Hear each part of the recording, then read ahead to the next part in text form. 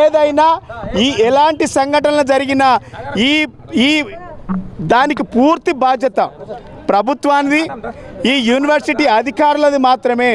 ఇలా ముఖ్యమంత్రి అండదండలతోనే ఇదంతా జరుగుతూ ఉన్నది. కాబట్టి ఇక్కడ ఏ పరిణామం జరిగినా, ఎలాంటి అవాంఛనీయ సంఘటన జరిగినా ప్రభుత్వమే పూర్తి బాధ్యత వహించాలి. లేదు అనంటే విద్యార్థులందరూ కూడా పెద్ద ఎత్తున ఉద్యమాలు చేస్తారు. అదేవిధంగా విద్యార్థులతోని పెట్టుకున్నవారు ఎవరు కూడా ముందడుకు పోలేదు. విద్యార్థి శక్తి అనేది ఒక గొప్ప శక్తి. ప్రభుత్వాలను నిర్మించే శక్తి, ప్రభుత్వాలను కూలదోసే శక్తి కేవలం విద్యార్థులకే ఉంటుంది. మీరు 2 లక్షల ఉద్యోగాలు ఇస్తానన్నారు, ఇయ్యలేదు.